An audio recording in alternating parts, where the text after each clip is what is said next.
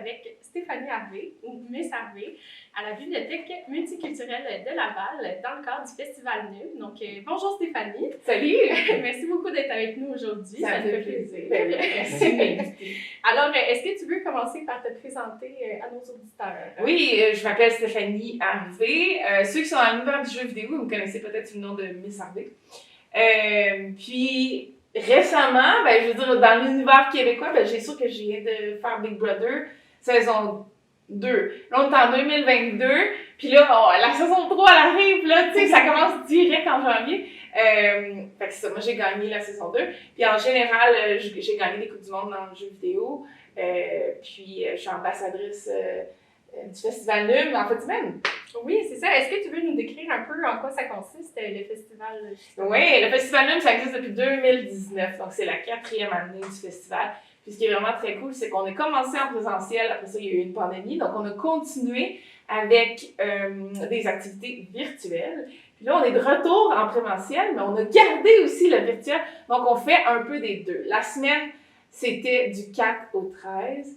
Du 4 au 11, c'était en ligne, plein d'activités ludiques et numériques. Et puis, en fin de semaine, c'est en vrai, à la bibliothèque multiculturelle. Tout est gratuit. Il y a plein d'activités, genre faire ton néon, faire de la musique, de l'animation 3D, et j'en passe. Tout pour la famille. Et je viens de le dire, mais je vais le redire, c'était gratuit.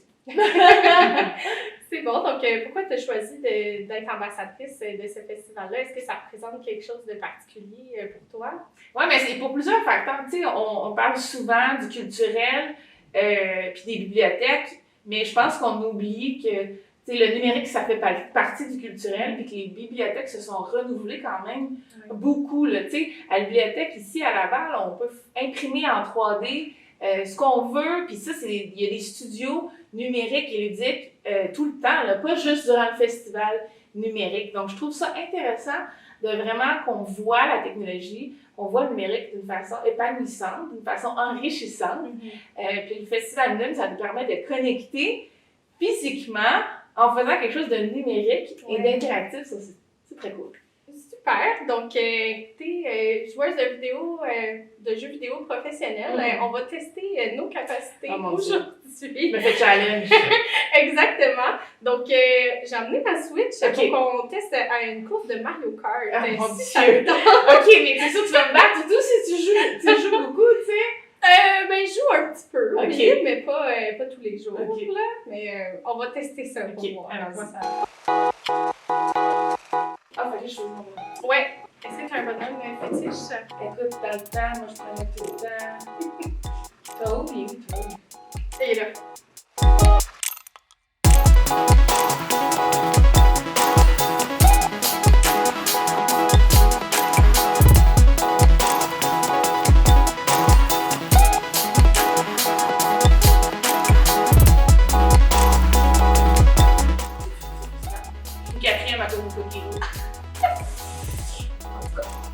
Bon, j'ai fini 9e, fait que ça réussit la base. OK, c'est ça le but?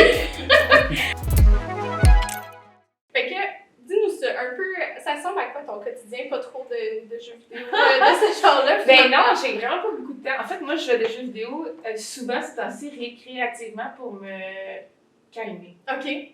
Fait que je joue à des petits jeux de cellulaire, puis je joue à des jeux cognitifs aussi. OK. Je trouve que ma mémoire a détérioré. Fait que je joue à des jeux genre Scrabble, tu sais, pour me faire travailler les méninges. Fait que même au repos, finalement, c'est pas un vrai repos intellectuel. Je travaille beaucoup. Oui, c'est ça. Je travaille beaucoup.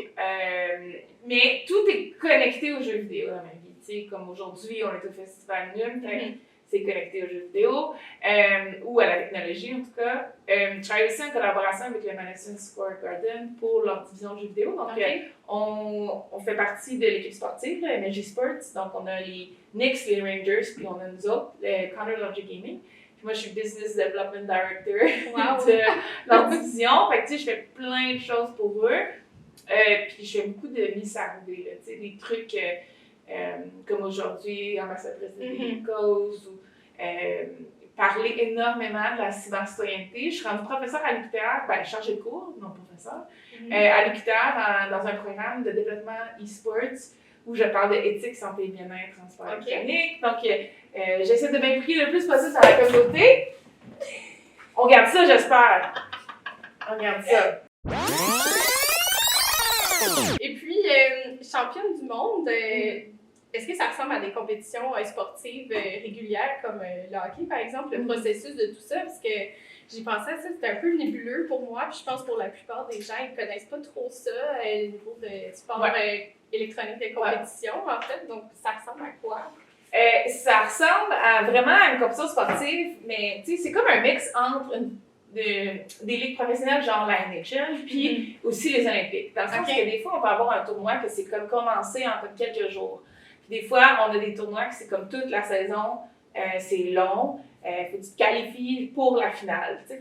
Donc, on a un peu un mélange des deux en ce qui a trait le jeu vidéo.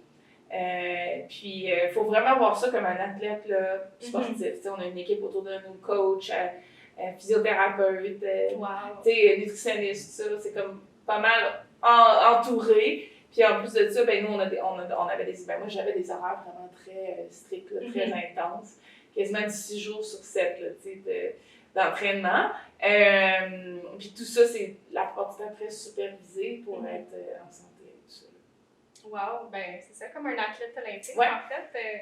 C'est surprenant, j'aurais pas pensé que c'était autant exigeant. Puis je pense qu'il y a beaucoup de préjugés aussi là, dans le domaine des jeux vidéo, donc c'est vraiment super. Puis j'ai sorti un livre récemment qui s'appelle « Gamers et fiers de l'être », puis je parle justement de tout ça, là, tu sais. Je parle j'explique un peu mon monde, mais je parle aussi pourquoi, je brise les mythes, pourquoi c'est un préjugé, pourquoi ça n'a aucun sens. Puis pourquoi, dans le fond, c'est des vieilles mentalités, un peu comme la musique et le métal rend fou, rend violent, Fait que c'est dans le même concept que ça. Oui, c'est ça, parce que je lisais justement avant l'entrevue, puis il y a juste 5% des joueurs professionnels qui sont des femmes. Donc, ça doit être quand même une réalité assez différente d'être une femme dans le domaine du jeu vidéo. Est-ce que tu peux nous en parler un peu plus? Oui, ben tu sais, je compare ça un peu comme dans certains métiers non traditionnels, genre le journalisme, surtout le journalisme sportif, les humoristes, tu sais, c'est souvent des métiers devant la scénette. Puis, tu sais, joueur de jeux vidéo professionnel, tu es devant la scène, là, tu te fais comme exposer. Donc, c'est quand même assez difficile pour la femme de percer. Puis malgré le fait qu'il y a autant de femmes et d'hommes qui jouent à des jeux vidéo, c'est ça qui est vraiment intéressant. T'sais. C'est pas comme, c'est normal parce qu'il n'y a pas de femmes qui jouent. Non, maintenant, il y en a de plus en plus. Fait que je pense que c'est une question de changer les mentalités, changer aussi l'offre, parce que souvent les jeux ont été créés pour des hommes, par des hommes. Fait qu'il y a un gros chemin à faire, mais on s'en va vers ça.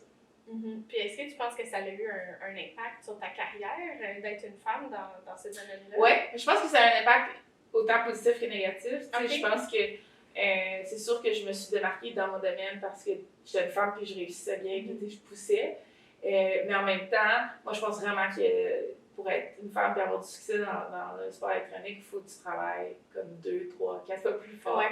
À cause de tous les problèmes qui entourent déjà que la femme doit être respectée parce que normalement, quand on fait quoi en tant que femme, il faut prouver qu'on est capable de le faire. Alors que l'homme, tout de suite, il a gagné des championnats du monde, il doit être bon en ce qu'il fait. Mais la fille, oh non, elle a dû être chanceuse. Bon, fait que c'est comme si autant ça m'a aidé à avoir un spotlight, autant le spotlight me nuit vraiment beaucoup parce qu'on ne croyait pas que j'étais capable de faire ce que j'étais capable de faire. Oui, ben je pense que tu les as toutes prouvées que c'était faux. Puis félicitations là, pour ton implication. Aussi, je pense que tu as créé aussi une communauté en ligne, Miss Clicks, pour les femmes. Est-ce que tu peux nous en dire un peu plus? Oui, ben dans les années, je pense début des années 2013, je trouvais qu'il n'y avait pas assez d'organisation ou de soutien femmes entre femmes.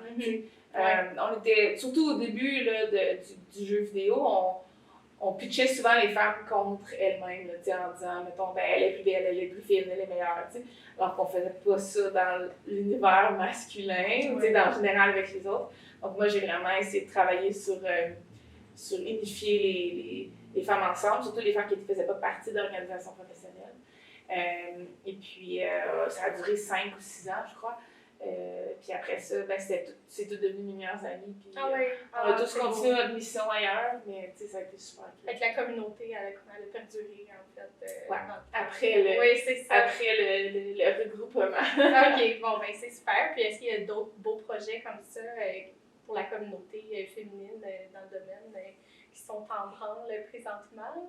Avec moi, c'est sûr que moi, je travaille sur 45 projets en même temps. OK. Fait que c'est même difficile d'en pinpointer un. Mais, en général, je pense qu'il y a de plus en plus de place pour la communauté féminine. Puis, il faut juste savoir qu'il y a une communauté pour tout le monde, pas juste la trouver.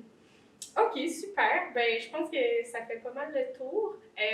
Sinon, si tu aurais un petit mot de la fin à dire, peut-être pour toutes les jeunes femmes qui nous regardent, peut-être qui auraient envie de se lancer dans ce domaine-là, qu'est-ce que tu leur dirais? Ouais, je dirais qu'il y a deux choses. D'un, de ne pas se comparer aux autres, parce que c'est quelque chose qu'on fait beaucoup trop souvent avec les médias sociaux et tout ça. Chacune de vous a une place, puis chaque personne devrait être content pour le succès d'une autre personne. Ouais. Donc, c'est pas une question de qui gagne, qui fait quoi, tu sais. Puis de vraiment focuser sur ton parcours à toi, tu sais, moi j'appelle ça le journey, là, c'est quoi ta prochaine étape, puis de vraiment t'entourer de gens qui te supportent. Moi j'appelle ça la tribu, l'entourage, là, c'est super important. C'est un bon mot. Puis ta tribu va t'aider à aller jusqu'au bout. Fait que si tu reçois des messages de « haine » ou tout ça, ben va voir ta tribu, puis ta tribu va t'élever, puis va te garder focus, puis va t'aimer, peu importe ce que tu fais. Donc, ça serait mes deux conseils. Là. Tribu, puis d'être contente, pas se comparer, d'être contente pour chacune des femmes qui fait partie de l'industrie. Super, bien sur ces bons mots, c'est ça qui conclut notre entrevue aujourd'hui. Merci beaucoup d'avoir été avec nous, ça nous a fait plaisir. Ça m'a fait plaisir de te rencontrer et de discuter avec toi aujourd'hui. Puis, je vous invite à suivre Stéphanie sur les réseaux sociaux, puis à suivre le Courrier Laval aussi sur notre site web, puis nos différents réseaux sociaux pour rester branchés. Donc, merci. Bye!